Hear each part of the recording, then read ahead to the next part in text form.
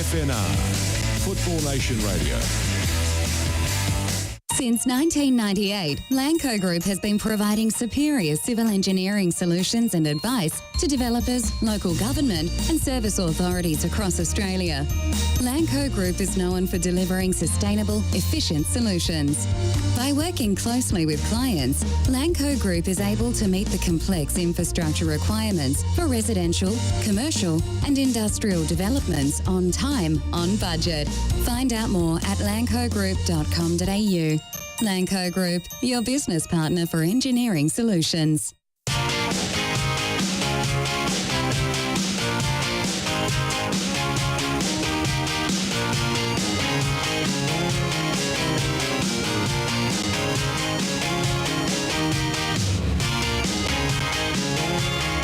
Hello, good evening. Welcome to the EPL Show on this Wednesday night.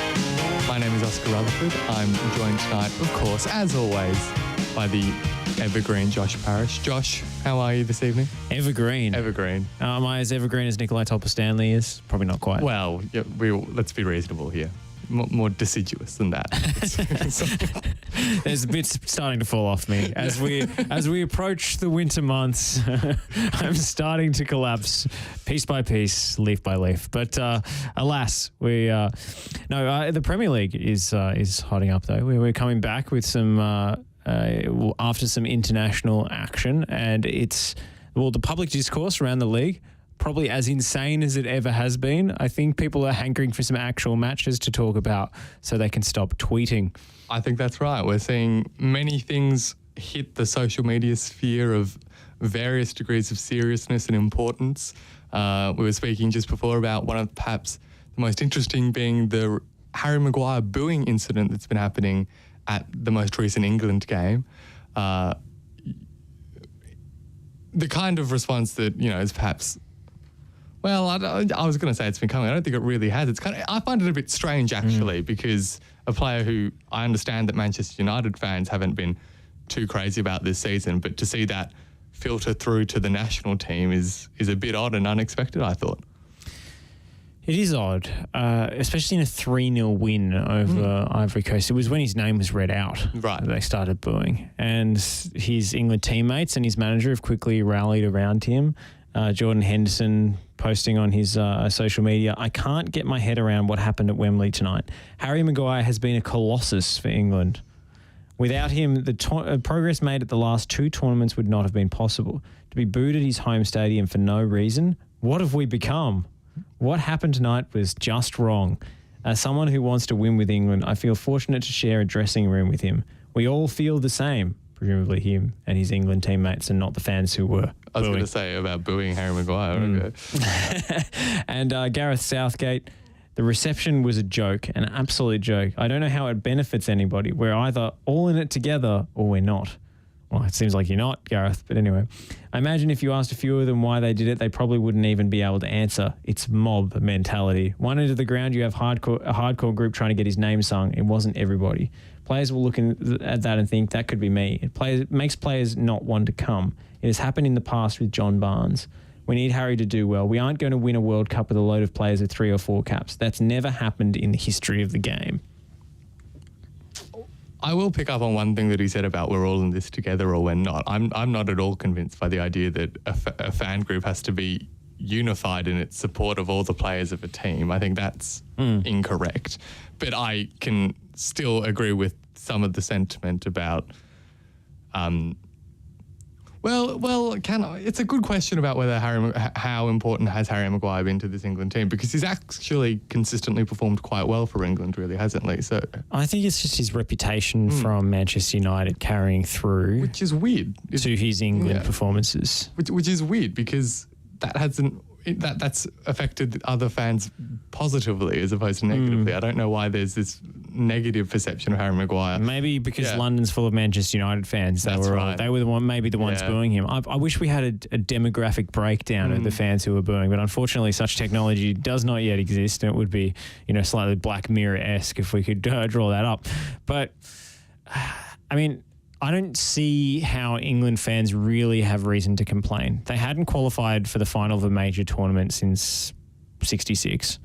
and they got to the Euro final and only lost it on penalties. So whatever you might think about Gareth Southgate's overly cautious tactics, whatever you might think about individual selections and so forth, England are going to the World Cup, which is more than can be said for a lot of other high-profile European nations. Hello, Nick DeBano, if you're watching. Yeah. And I just don't really see cause for this kind of booing at a friendly match. It's very strange to me. I don't really see not so much. I don't necessarily agree that fans should always be unanimous, clapping, let's go team, let's go, no matter what is happening on the pitch. I think fans have a right to voice their opinion, but I just don't think that opinion is justified in this situation. Yeah, I think that's right. I don't think either of us are saying that fans should never boo people kind of things or express dissatisfaction to some extent. But just in this particular instance, it feels unwarranted. It feels misplaced almost. But, of course, reaching the final of the Euros guarantees success forever after. So, it's you'd think that would have a. I'm not saying I'm particularly optimistic about England's chances of winning the World Cup this year, but I still don't think it justifies, booing one of your starting players just because he's Harry Maguire and just because he's made a tit of himself for Manchester United this season. Maybe they're booing the idea of Harry Maguire starting. Maybe they think that, despite his international form, his appearances for his club and his poor showing for Manchester United means he should be dropped from the England national team. Maybe they're really booing Gareth Southgate. That's a long bow. Yeah, wow. It's what Harry Maguire represents, not who he is. It's the idea of Harry Maguire. The idea it's of not Harry Maguire. Slabhead himself, but what he represents. Very profound, I think, of you to suggest, Josh. But of course, speaking of Manchester United, it's not the only thing that we've seen popping up in particularly a social media context about certain individuals at Manchester United or perhaps figures at the club. Gary Neville, of course, put out a tweet just after United got knocked out of the Champions League by Atletico Madrid, criticising the current squad of players for being seen all over the world at all sorts of events, having a good time, having just lost to Atletico Madrid, as I say. It feels like the kind of conversation that we have quite regularly in particularly Premier League circles, and I'm kind of always struck by the same conclusion of surely you want players to have lives. And also I imagine that Gary Neville, he spoke about this wasn't how we do it when I was playing, and if we got a draw at home, you wouldn't see us at any local restaurant, let alone out having a party, having been knocked out of out of Europe. I think that's very much a romanticised version of what happened. I mean, we spoke about just a few weeks ago about Wayne Rooney, for example, and kind of the things that we didn't see, like maybe the version that responses to disappointment on the pitch. Sorry, let me start the sentence again. The way players respond to disappointment on the pitch may have changed, or the visibility of it might have changed, but I don't think it's real to say that players cared then. Let's read the tweet first before we get into the meta-analysis. Gary Neville tweeted, I remember a time when, should I do his voice or should I remember a time when United players, managers, executives wouldn't be seen in their local Italian after a draw at home, let alone getting it's going Scottish now, I've lost it. Let alone getting knocked out of Europe. This last week we've seen a global tour of F1, concerts, cricket and UFC events. And my favourite bit, this lot are tone deaf. Tone deaf. It's so perfectly Piers Morgan in its tone, isn't it? It's just that perfect shrill note to hit that gets traction on Twitter one way or another, and certainly divided opinion. This take, and it's a real hot one, a steaming hot take, but I don't think in his day when he wouldn't be seen in his local Italian, is comparing apples with apples. No. I mean, he didn't have a social media profile when he was playing. He retired before, even Facebook was popular or maybe existed. So, let alone Instagram or Snapchat or whatever these players are using to show off what they're doing. And it's not even necessarily players posting things on their own social media of their own volition, but also them being seen at these events. So I don't think that Gary Neville is saying that you should do a Wayne Rooney and lock yourself in a dark room for 2 weeks and drink yourself into oblivion and feel just as repentance for your poor performance. I think he's saying you just got to do it on the sly, which is what he actually argues in one of his follow-up tweets, which is hilarious because Gary Neville never played in an era where everybody has a smartphone in their pocket, that can not only take photos and videos in an instant, but also live stream anywhere in the world in a second. He didn't live in that era. He was in like Steve Bruce's pub. They'd shut the curtains, do a lock-in, and and if the phone rang, they'd just say nobody was there. Like he's living in he was playing in a different era whereby you could get away with a lot more off the pitch without quote unquote causing a ruckus or raising a fuss.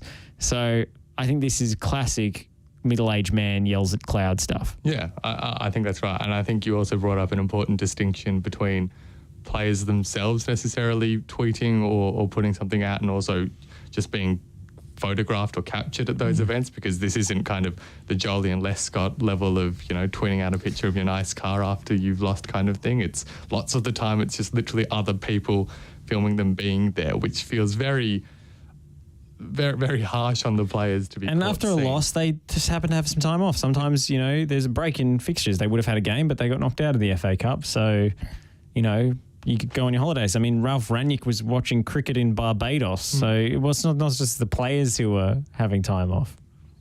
And that's not, I know we like to read into things, but that's not the problem at the club. The problem isn't that the players are going out afterwards. We spoke about Manchester City players going out afterwards. They keep winning games of football. There's so not this direct correlation that we like to think that there is. I know that we like to draw these long bows, but it's just not there. Does that make sense? Yeah, I think sometimes it's easier for a soundbite for somebody to sound off about players going out on the town and getting drunk as a reason for their poor performances, as opposed to the stuff on the pitch that's more difficult to actually analyse. It's a lazy shortcut to an explanation, and I think we see it a lot across sports media and the coverage of sports people is it leans. I think we saw it after the Socceroos game, not to bring it too close to an Australian lens. I think we saw it after the Socceroos game with the Channel 10 coverage, where instead of talking about tactical failings on the night against Japan, the pundits were busy talking about a player who didn't even play, skipping the next match, which was a dead rubber for his wedding, and questioning his lack of commitment to the national team as being emblematic of the rest of the players. That is a lazy shortcut to an explanation, and so is this. I think you see it the world over, but this is a particularly glaring example of that. Yeah, I think that's a really prominent comparison to make, and I think it's really fair, and it is the same thing that's going on, and it's also, I think, about, it's lazy, but it's also glorifying the old days. I think that if you're an old player, you'd like to imagine yourself as this kind of military level soldier who's going in to do all these things week in, week out. That wasn't necessarily the case. And to be fair, we have seen since the Gary Neville tweet some other players come out and offer some level of defence or some kind of questioning of what was being said. I saw Gary Lineker put something out where he was saying, was that really what was going on? Even Clayton Blackmore, which is a name that I don't come across too often, but former Manchester United player Clayton Blackmore saying, yeah, look, not too sure that there's legitimacy to what Gary's saying there. Yeah, I find this I find this a very lazy analysis, but I also think that it links into, whether consciously or not, it links into a lot of the criticism of Marcus Rashford and the bad faith stuff. And I think Gary Neville would hate to be associated with this, given his other, political views. I had to scroll a long way back through the timeline to find that, because he was busy complaining about Boris Johnson for most of it. So I'm not saying he shares this view at all, but when you start talking about what players are doing off the pitch in their their spare time as reasons for what's happening on the field, even when they're attending every required training session and every required recovery session and so forth. You know, inside reports into the club about players' work ethic and falling outs and, cultural problems, that's a different thing. But when you're drawing a long bow just from looking at the outside and seeing how a player is visible and therefore saying that's the reason, they're not focused on football, it's kind of the same argument, the lazy argument that you're falling back on the Marcus Rashford situation, where it's like, well, he's doing all this political stuff. It's a distraction. And there's no wonder he's getting injured all the time and he's not playing well. And I think that's a kind of slippery slope, because those sorts of assertions about Rashford come from a quite bad faith place.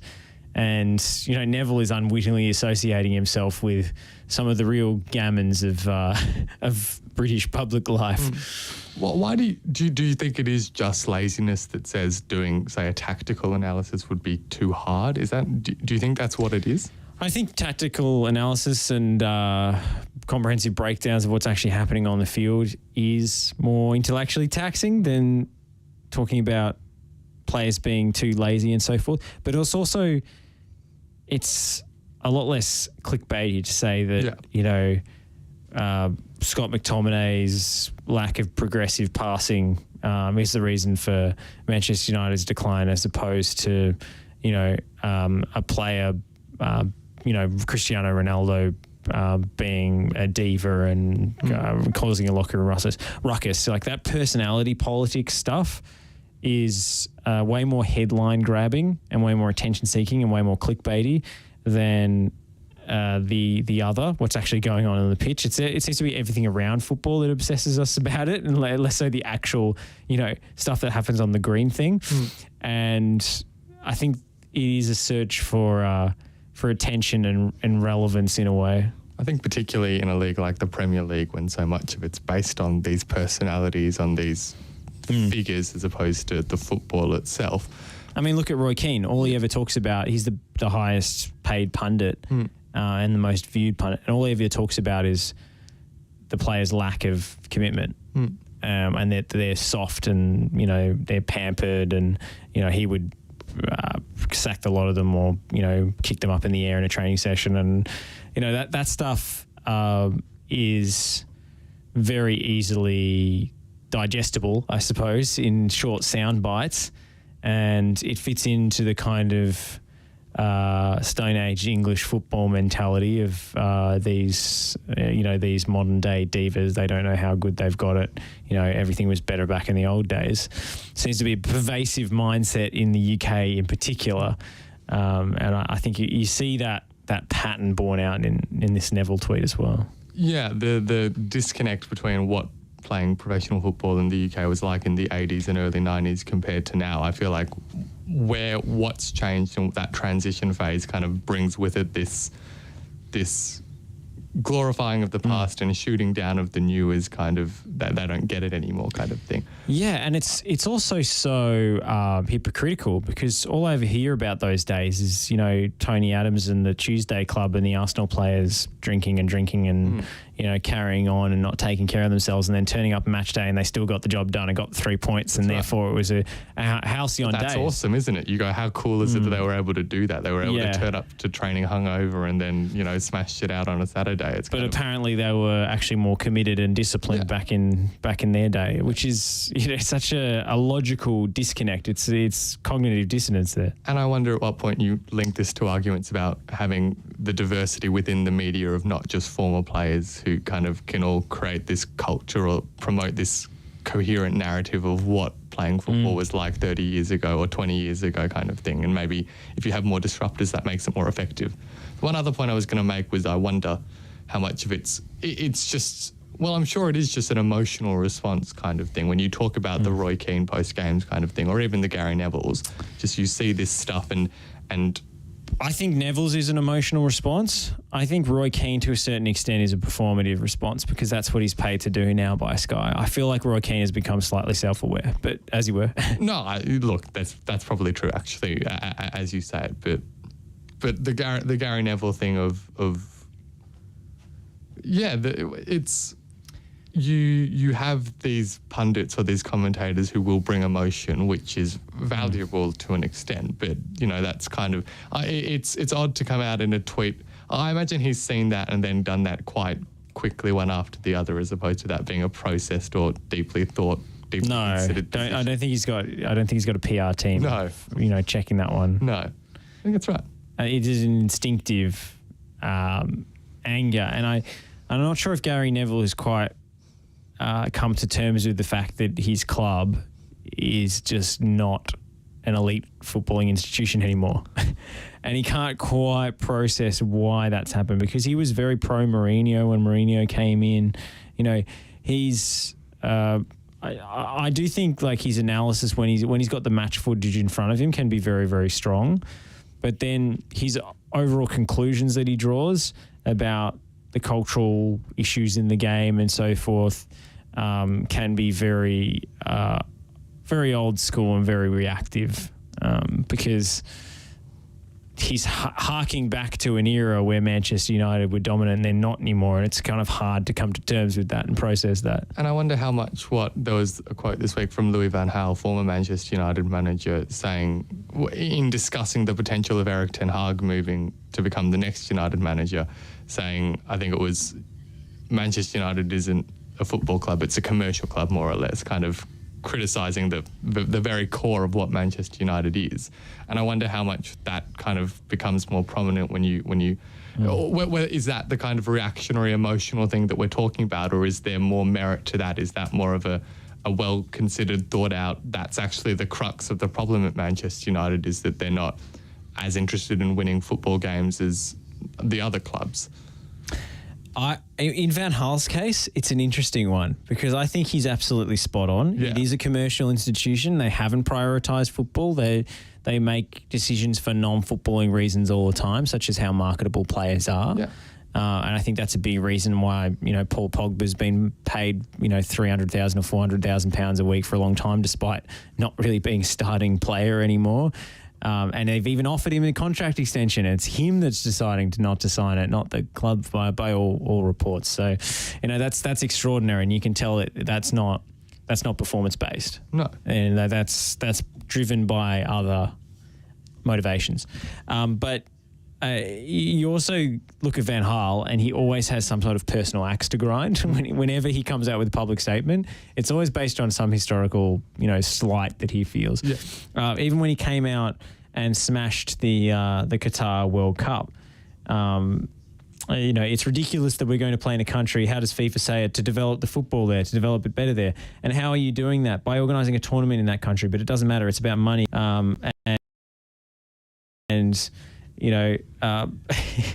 That's the quote that went around, and a lot of people were praising him for his, moral backbone and standing up to FIFA and so forth. But in the exact same interview, he also complained about how he wasn't on any of the FIFA technical committees and they hadn't got him involved yet. So I think with Van Gaal, I don't know whether it always comes from a place of, he genuinely feels these things. That might also be true, but there always seems to be some sort of personal axe to grind in the background. In this case, it's him still being angry about how he was treated at Manchester United and being sacked directly after winning an FA Cup. I think that's right. I think this is kind of a combination of those things, of the emotional kind of not rational response. He's right, but it's also sour grapes. Yeah, exactly. It's that's really, and that's, but Louis van, yes, but he's right. He's right as well. He's also right, which whether he's right for good reasons, he's right for the wrong reasons. That's right. I think that's fundamentally far more relevant than the attitude that the club or the way the club views itself. I think is far more relevant to any individual player or even collective player behaviours. But with that, I think we should go to an ad break. I think we should. We've got more to come up, including an attempted poisoning, maybe, of Roman Abramovich. Maybe. We'll dive into it. We'll see. We're not sure. Maybe he was poisoned. Maybe he wasn't. We'll cover it. But yeah, we'll be back right after the break. Since 1998, Lanco Group has been providing superior civil engineering solutions and advice to developers, local government and service authorities across Australia. Lanco Group is known for delivering sustainable, efficient solutions. By working closely with clients, Lanco Group is able to meet the complex infrastructure requirements for residential, commercial and industrial developments on time, on budget. Find out more at lancogroup.com.au. Lanco Group, your business partner for engineering solutions. Are you looking to change your destiny in life? Be your own boss? Start your own business? If you are, you need people who understand your needs and are committed to helping you make it happen. At DKP & Co Chartered Accountants, we are more than just accountants. We are business advisors, taxation consultants and strategists that specialise in setting up businesses. We understand the client and give them the very best customised advice and strategies to achieve their goals. Visit our website dkpco.com.au or give us a call today on 03 9023 9370. Fast, proactive, personal. That's DKP & Co Chartered Accountants.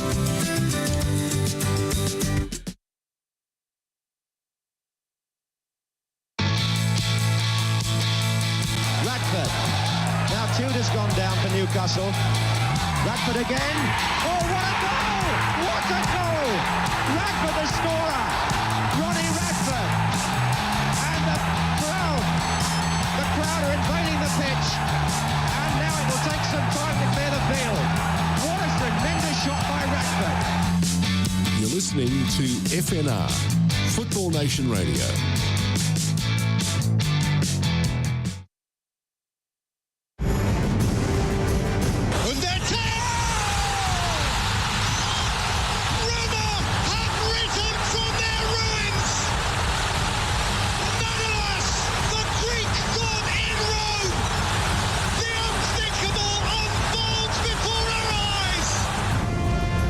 Listening to FNR Football Nation Radio.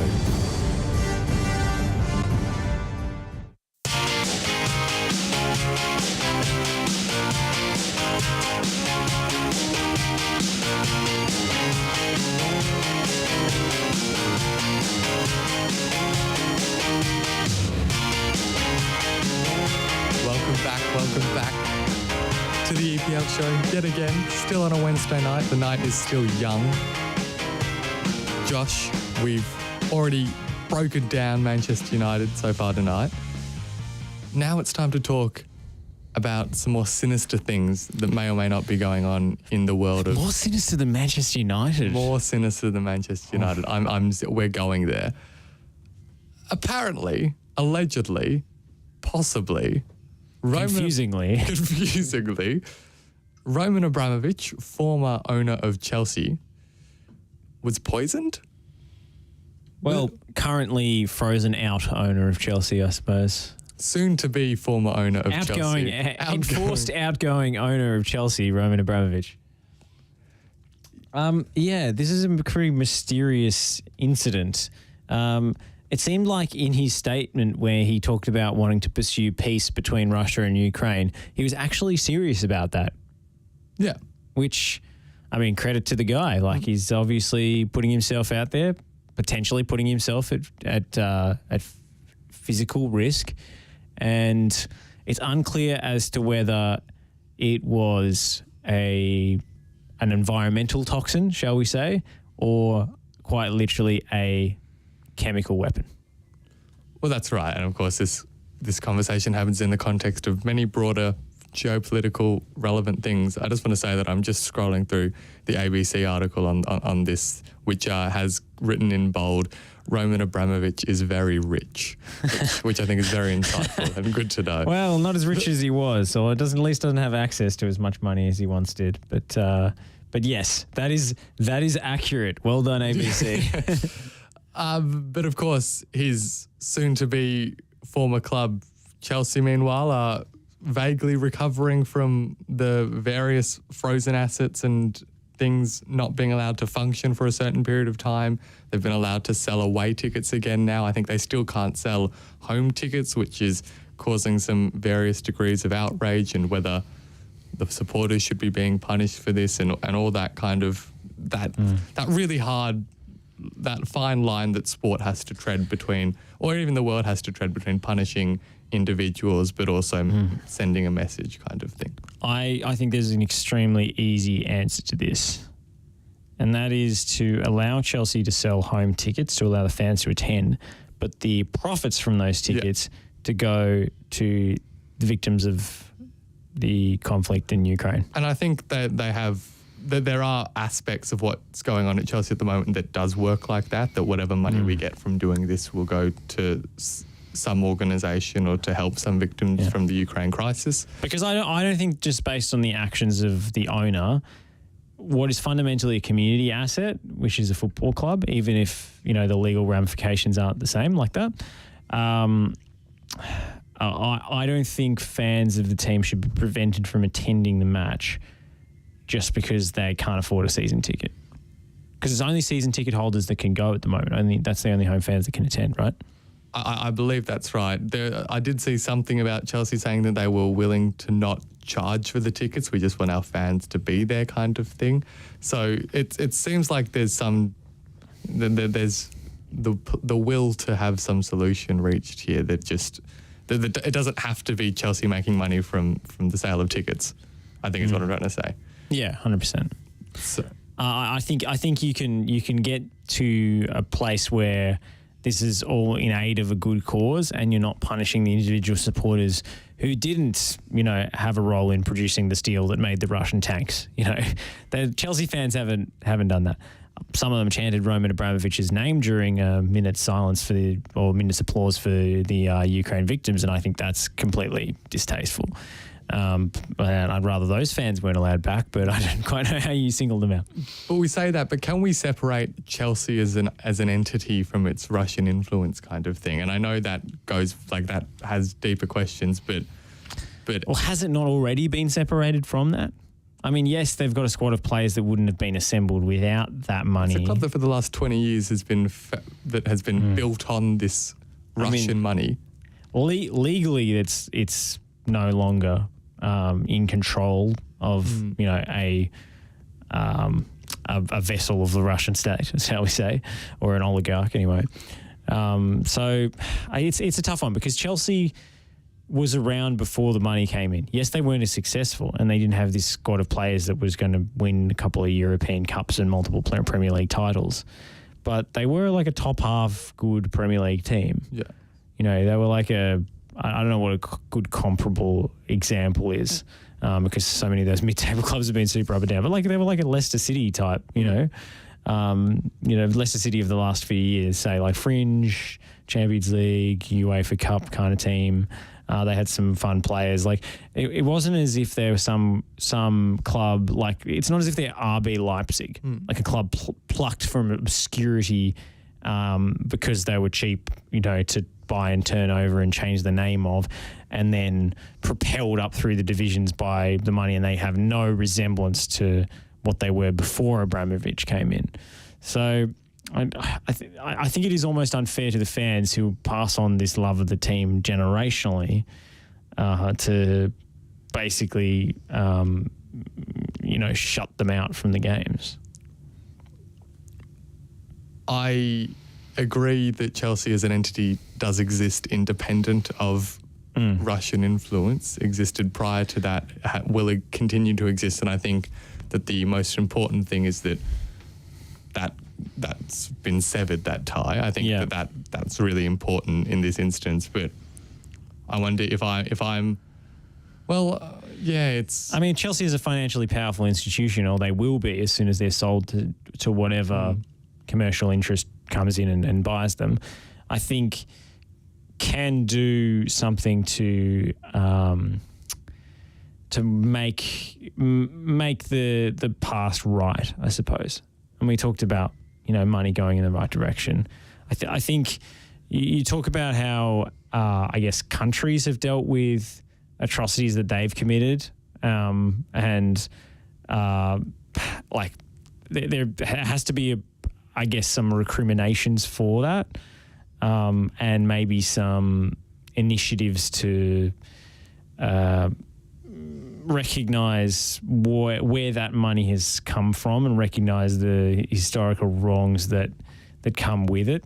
I don't think you can just wipe the slate clean with the new owner. But at the same time, yeah, I'm uneasy about keeping the fans out because they're saying the season ticket holders can go because they've already bought it.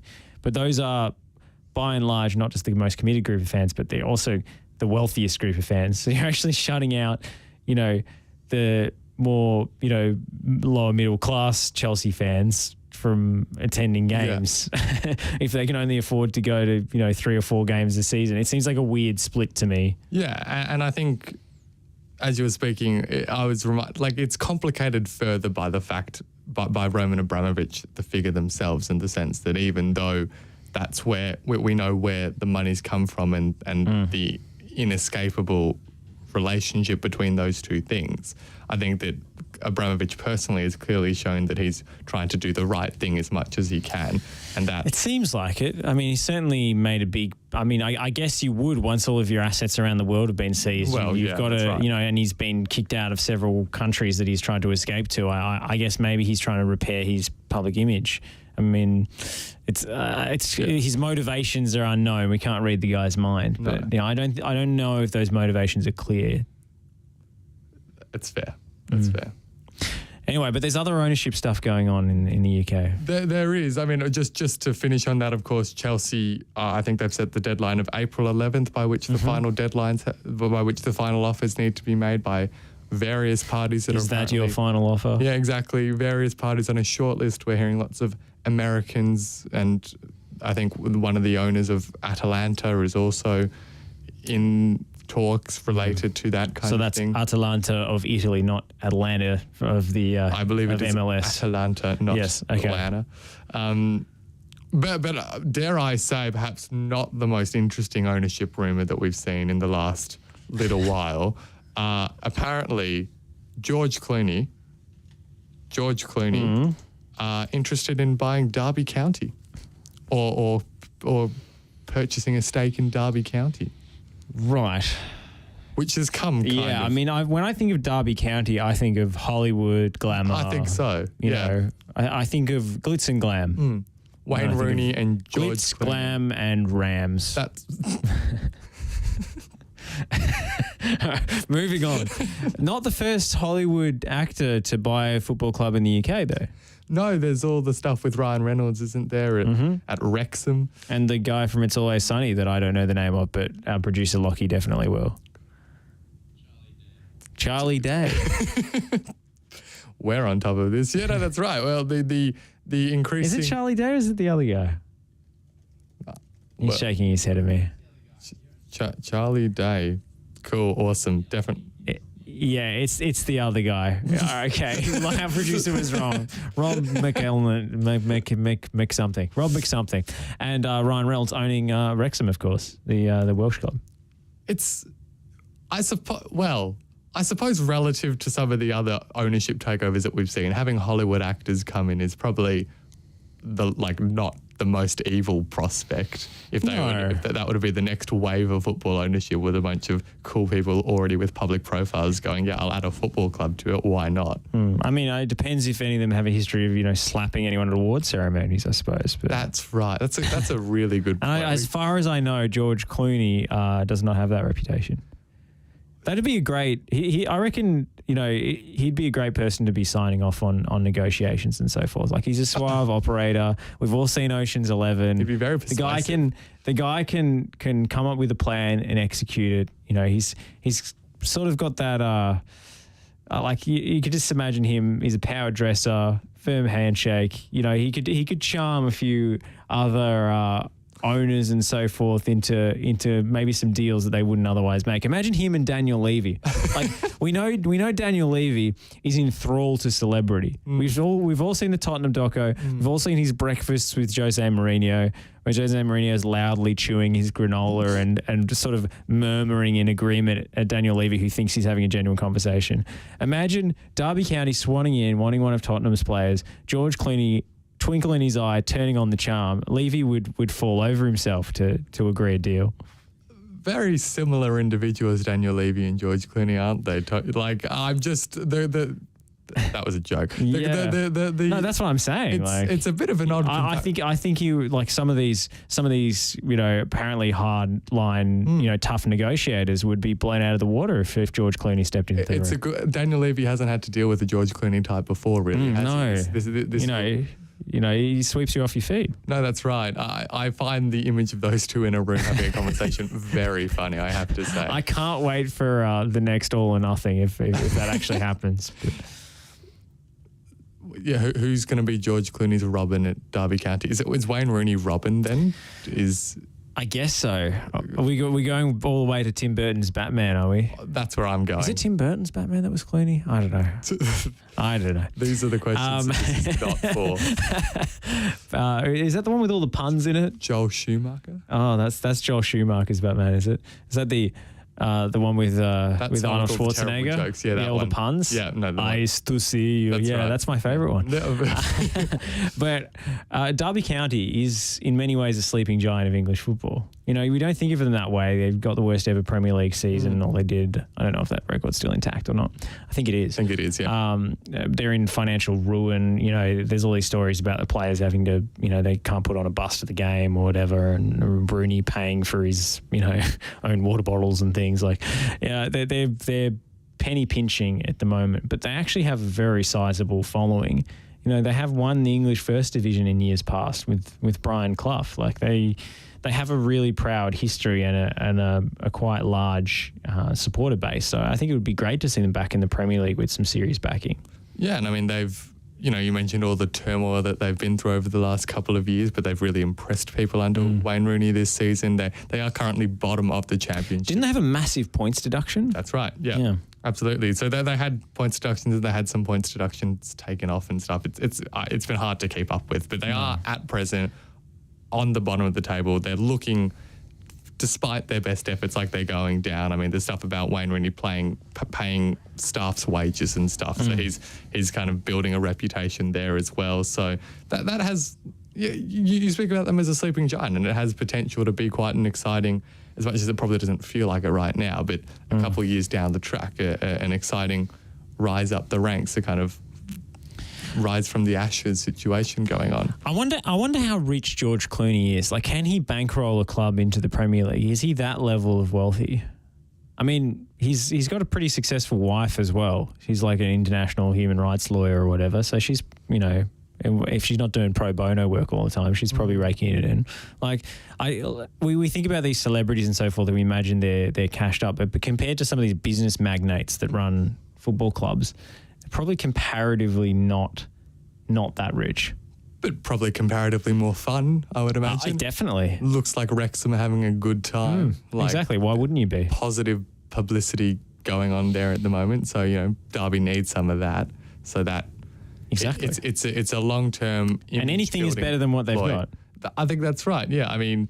Because... Yeah.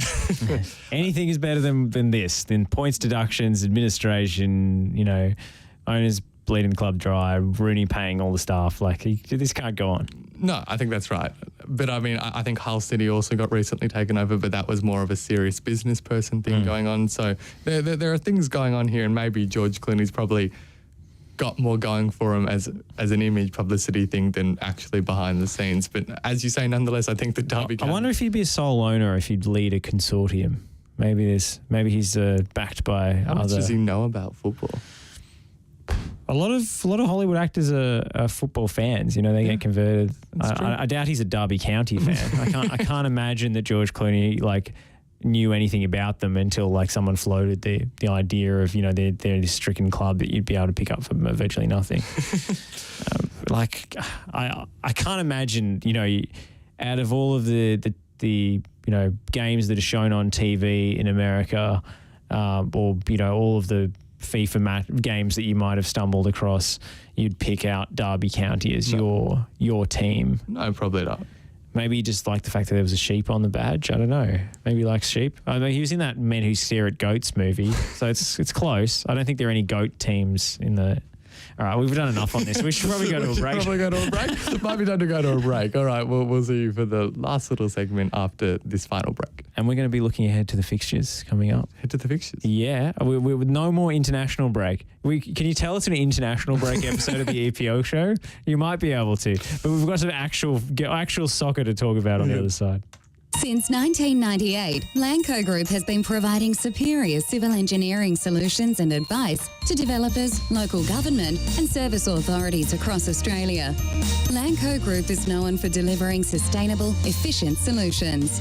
By working closely with clients, Lanco Group is able to meet the complex infrastructure requirements for residential, commercial and industrial developments on time, on budget. Find out more at lancogroup.com.au. Lanco Group, your business partner for engineering solutions. Are you looking to change your destiny in life? Be your own boss? Start your own business? If you are, you need people who understand your needs and are committed to helping you make it happen. At DKP & Co Chartered Accountants, we are more than just accountants.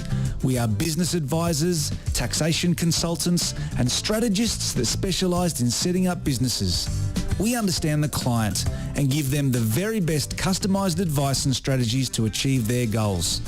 Visit our website dkpco.com.au or give us a call today on 03 9023 9370.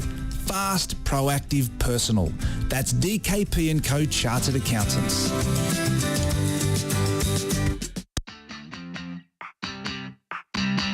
Vasquez beaten away by Buffon, and then Ronaldo! What a goal by Cristiano Ronaldo! Sensational! The greatest margin in the history of the Champions League with an absolute beauty! You're listening to FNR, Football Nation Radio.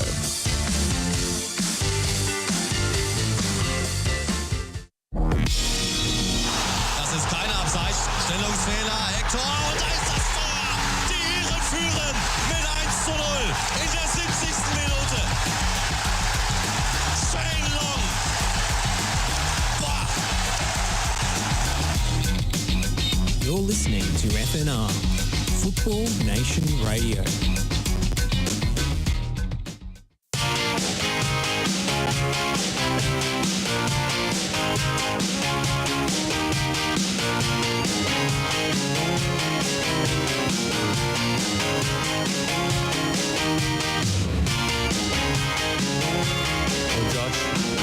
Just before we head into some of the more on-the-pitch related stuff, we've got another weekend of Premier League coming up. I did just want to take a moment to acknowledge and recognise the contributions of Mike Dean to English football over many years. He has announced he's retiring at the end of the season. Should I get some emotional music going underneath this? If you can find it quickly enough. No, that's not worked. Okay, Give me 2 seconds. Give me 2 seconds. Just stall for a minute. Tread water. Just tread water for a minute here as we find an appropriate track to salute the outgoing, the most flamboyant of the referees. Let's say the engaging. You loved him when he wasn't refereeing your side, less so when it was your side. This is classic. I think I speak for all of us when I say Mike Dean will be missed in some capacity. No one has brandished the no-look yellow card like Mike Dean. No one has embraced the live play dummy like Mike Dean. No one has understood the art, the performance that is refereeing. The performance art, if you will. if I may. That is Mike Dean. He's box office, and we will miss him for it. Was he a good referee? Arguable. Was he an entertaining referee? Mike Dean understood that this football thing, it's bread and circuses. Is the competitive integrity of the game that important? Yes and no. Yes and no. Is it more about giving us something to talk about on the train home? That's what he was all about.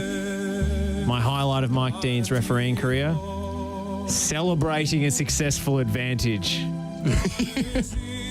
What's the part where he's going like this? Which cost him. You know, it cost him his in his reputation among fans because they thought he was a Tottenham supporter as a result. He's not. He goes for like Plymouth Argyle or something. Is it Tranmere? I think it might be Tranmere. Yeah, it's one of those. Yeah, it's a lower like League 1 or League 2 club he actually supports. But as a referee, I can attest to the satisfaction of the successful advantage call. Yep. You feel like you've got an assist. Yep. You feel like you got an assist for the goal. You feel like I held off. I didn't go too early. I didn't blow my whistle. I gave the attack the opportunity to develop, and look at them take advantage of it. What I planned has come to fruition. If I played a successful advantage in the Premier League and they scored a goal after appealing for the foul, I'd pump my fist too. If Jared Gillett does it this weekend, I'll be jumping up and down. I'll be that excited. Well, because I'm sure he's refereeing a game this weekend. Yeah, I mean, I was going to say, I think we should have this going the whole show. This is just the atmosphere is just incredible. Until we get a DCMA claim from Mr. Botticelli, but Bocelli, I should say. Mike Dean, Weasley. Let me say my favourite Mike Dean memory that comes to mind is where, speaking of his support of Tranmere, where there was the footage of him in the Tranmere support, celebrating a goal, and I think that really sums up that Mike Dean showed us the humanity that is refereeing and working in the world of football, and that's he was flawed. He was flawed. Egotistical, some might say. Egotistical. Centre of attention when he shouldn't have been. Dramatic. Yep. But he unforgettable. So long. And that was a weird thing that we just did. I apologise. I don't. I stand by it. Okay, sorry. No, you're right. We stand by it. Anyway, moving swiftly along, there's also football happening this weekend, Josh. Yeah, and some of it will involve referees. But all of it will, in fact. But none of them quite as I'll stop there. I'll finish the bit. We'll move on. Yes, Liverpool will be in action against Watford. Manchester City taking on Burnley, the two title rivals. Do you have a pick for who might drop points, or are you thinking 3 apiece? Well, it's safe to say that they'll both win, isn't it? I can see Burnley grinding out a 1-1 draw. They're in good form at the moment. Bit of Voot action. Voot's going to score an equaliser. Yeah, I think that's right. Voot 1 football. 67th minute. Voot just make sure you caught that. Yeah. Wouldn't want that to have gone unnoticed. No. That's right. And of course, the title race getting very exciting, isn't it? All of a sudden, just 1 point between Manchester City and Liverpool, having both played 29 games. Liverpool have clawed back over time over the last few weeks. And to be honest, I'm really surprised that they've managed to do it, because it looked maybe a month ago like this season was dead and buried. City were building their advantage. Everything was falling their way. You felt like City have got the better squad depth. There's no reason that this wouldn't continue in this way, but Liverpool have been super impressive. I mean, say what you like about Guardiola. When the man is down in a game, or it's not going his way, he stays hydrated.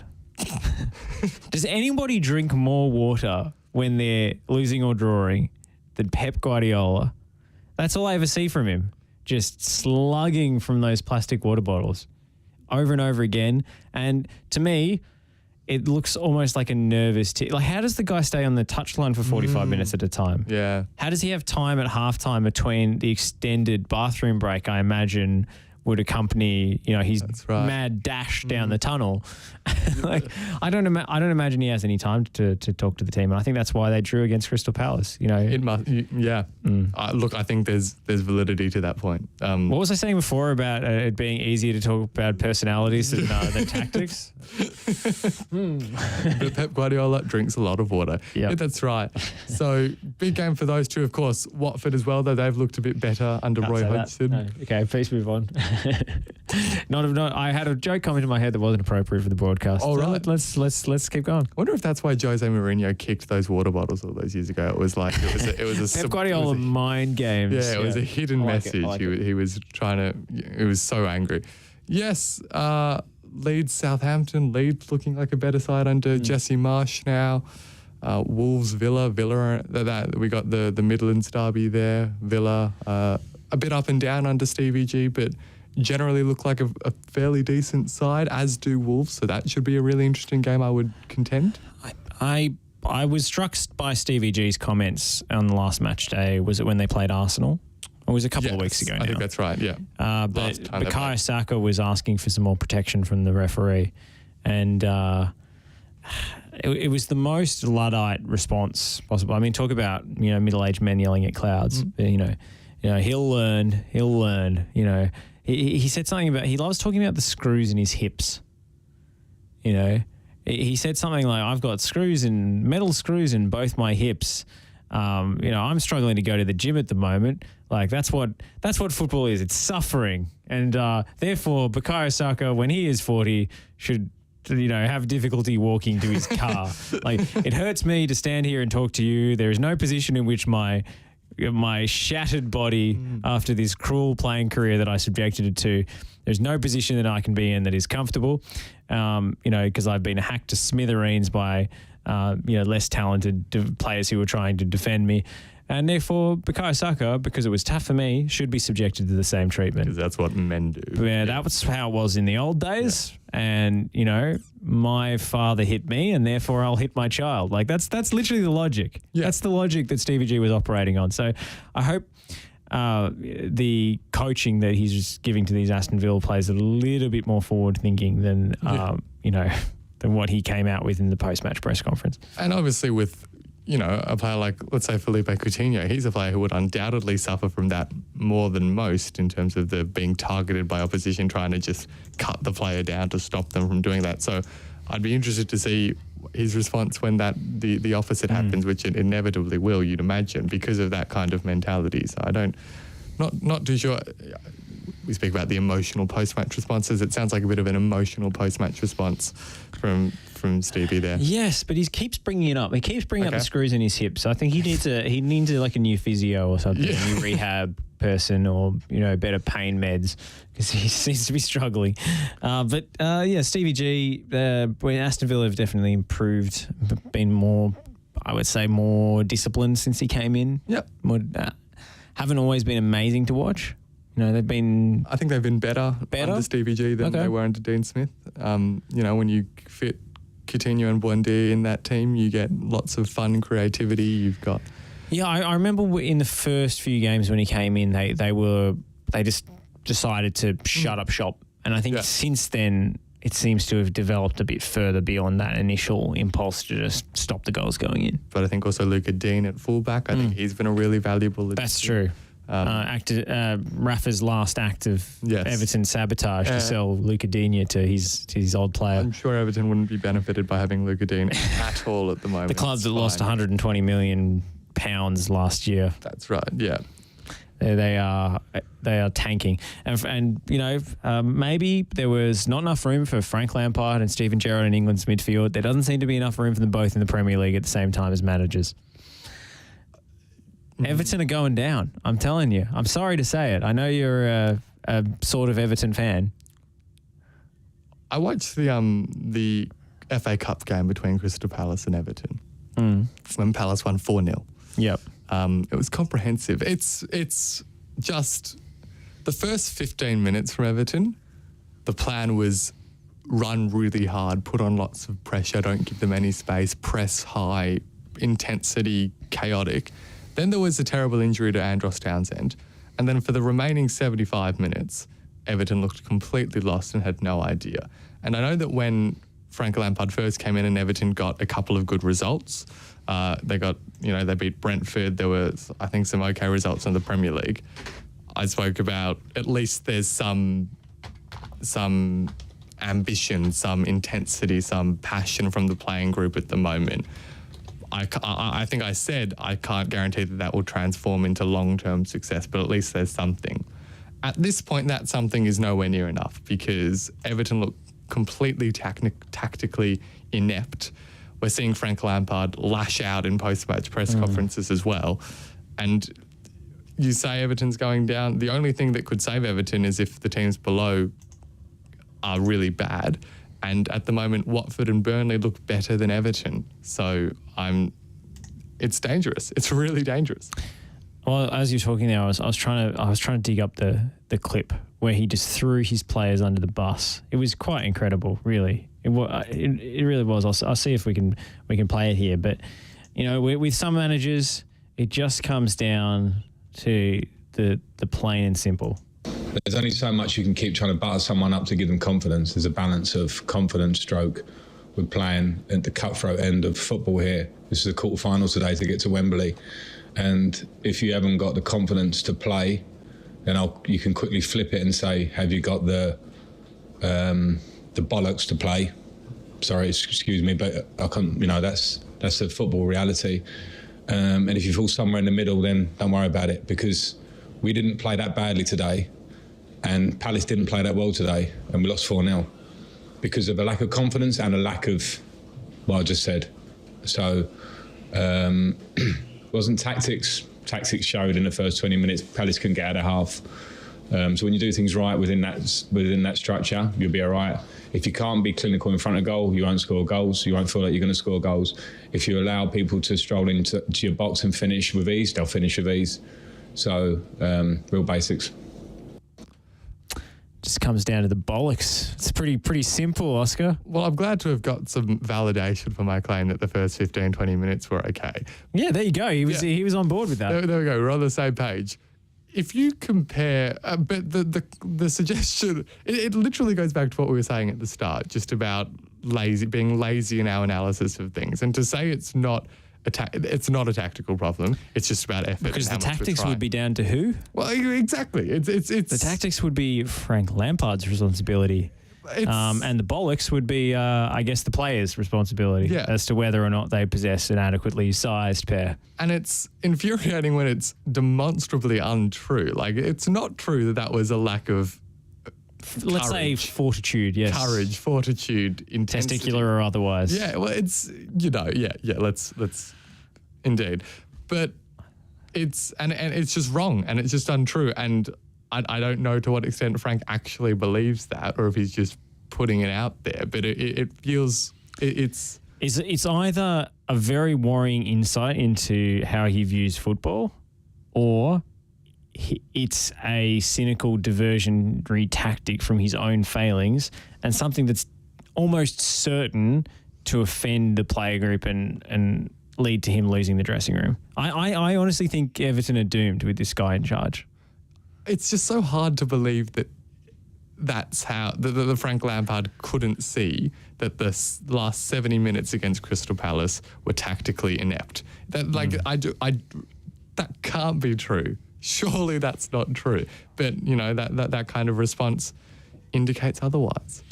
Well, I guess that's all we've got time for on the EPL show tonight. We've covered a lot of topics. No, I'm going to make one more point. I'm going to cut you off. I'm going to make one more point, which is it's your show, mate. Which is the distinction between an Everton, as they have been looking horrendous, and say a Tottenham Hotspur, who we've seen really up and down in the last few weeks. Incredibly inconsistent.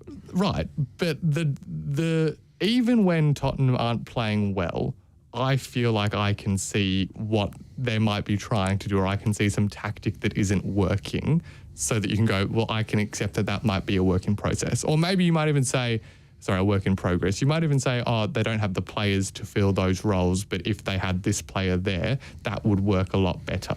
You can see the blueprint. I can see what the team's trying to do, is what I think. And I don't know to what extent that's me importing that because I believe Antonio Conte is a better manager, or whether that's real. I can literally see what's going on. But I am yet to see a single tactical change from Everton that isn't run really hard and try really hard. And that's the worrying thing, is because that's consistent with what he just said, which is you just got to be good. More manly. Be more manly, have great fortitude, run hard, tackle hard, win the ball, have bolts in your knees and hips by the time you're 40. That's the common theme from today's show. Because things were better in the old days where men were real men. Yeah, that's right. I mean, that's the Premier League for you. Take me back to the days. No, but that is probably all the time we have for tonight. Thank you very much for the show, Josh. It has been a pleasure as always. But we will hopefully see you next week.